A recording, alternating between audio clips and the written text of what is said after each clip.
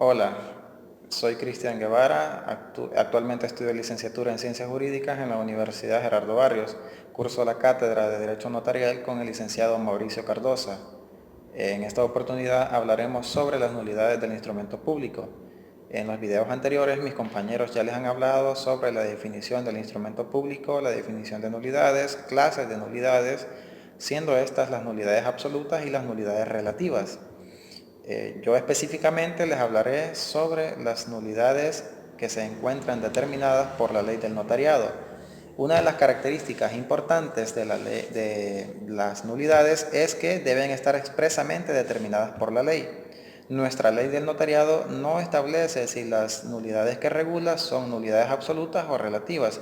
No obstante, esto se puede determinar con el estudio de cada caso en concreto, siendo estos casos los siguientes. Primero, es nulo un instrumento autorizado por notario del cual se derive un provecho directo para el notario o para un pariente dentro del cuarto grado de consanguinidad o segundo de afinidad o para su cónyuge.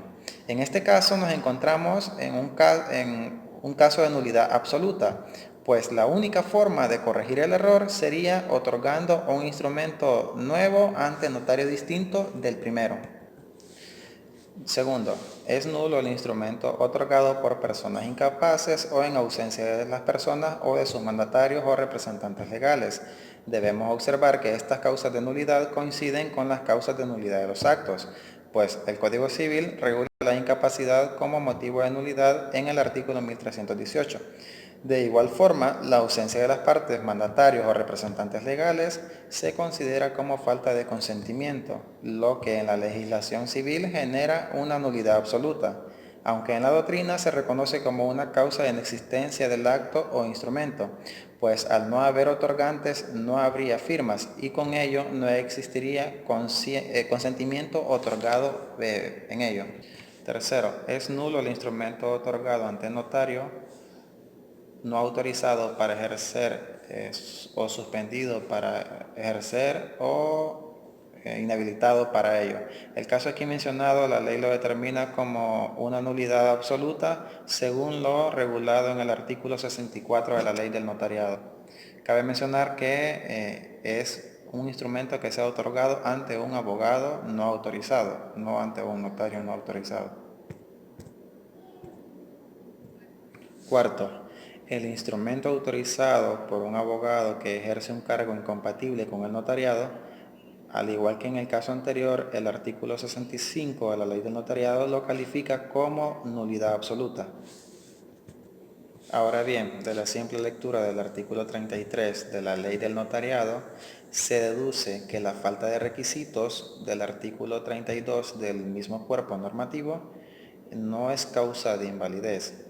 Sin embargo, aparecen circunstancias que generan invalidez y por ello deben ser analizadas de la manera siguiente. Número 1. Cuando el instrumento no estuviera autorizado por funcionario competente. Sobre este punto se pueden entender dos cuestiones. Una, que el instrumento no lleve la firma de la persona que lo autoriza y dos, que la firma autorizante sea de la persona no autorizada para efectos de ejercer la función pública notarial. En todo caso, se estaría en presencia de una nulidad absoluta.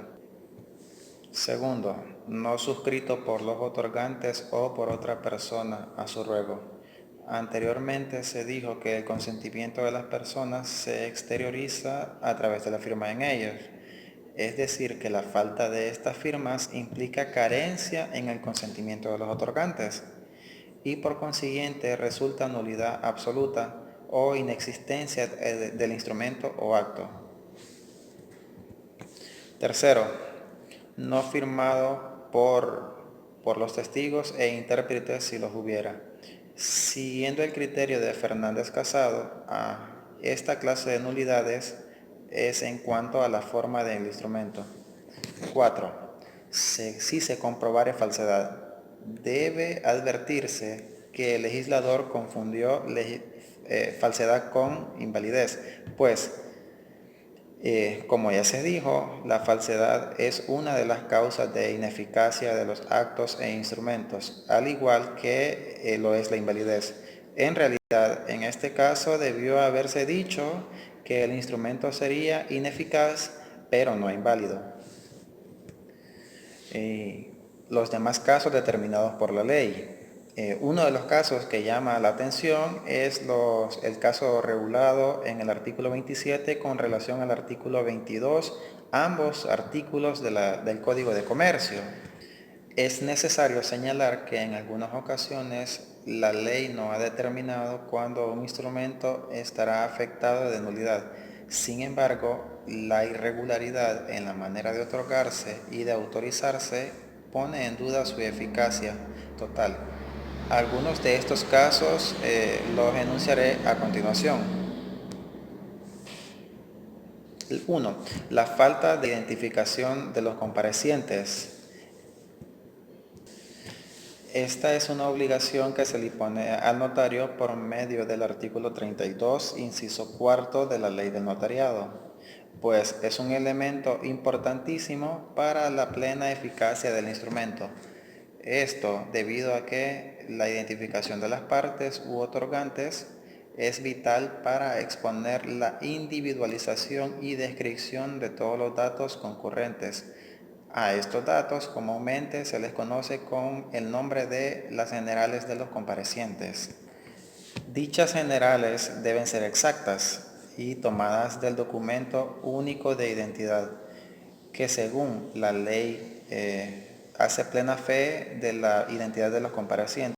Es por eso que traemos en cuenta lo regulado en la ley reguladora de la emisión del documento único de identidad, en su artículo 3, en el que hace mención del documento único de identidad. Es el documento oficial suficiente y necesario para identificar fehacientemente a toda persona natural salvadoreña en todo acto público o privado, tanto dentro del país como fuera del país, como cuando dichos actos surtan efectos en El Salvador. Lo anterior debe ser acatado por todo notario en lo que respecta en la identificación de las partes o concurrentes del acto o contrato. 2. La falta de personería suficiente para otorgar el instrumento. En cuanto a la falta de personería para otorgar algún instrumento, el notario está en la obligación de identificar a las partes, pero en este caso no únicamente a los otorgantes materiales, sino a sus representantes legales. Esto puede darse para el caso de los padres de comparecientes de menores de edad, apoderados generales o administrativos, judiciales o especiales, representantes legales de sociedades, asociaciones, cooperaciones o entes sociales que para el cumplimiento de sus funciones requieren de personas que los representen en todos los actos en los que se ven envueltos.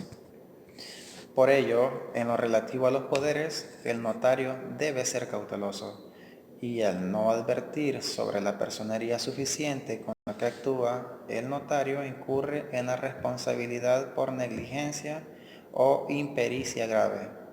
Esto es con base al artículo 35 de la Ley del Notariado, el que regula lo pertinente a esta situación.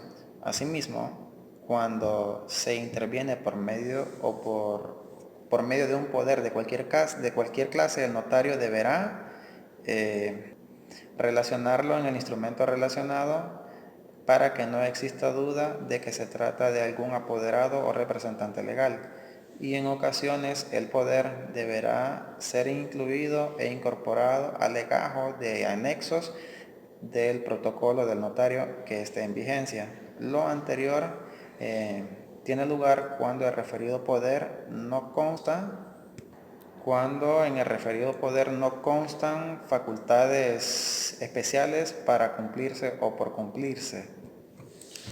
Tercero, la presentación de documentos que adolezcan de vicios o defectos y que deban servir de base para el otorgamiento de un nuevo instrumento notarial. Esta circunstancia pudiera darse en la práctica notarial. Se prevé en el artículo 36 de la Ley del Notariado, en tanto que dicha norma establece que si los otorgantes presentan al notario documentos bases para la creación del instrumento y estos instrumentos estuviesen deteriorados o adolezcan de algún vicio, el notario deberá inducir a dichas personas a que los subsanen en la forma legal. Pero si estos no presentan su consentimiento, el notario deberá advertirlo en el documento que va a autorizar, con la finalidad de quitarse responsabilidad de un eventual problema jurídico.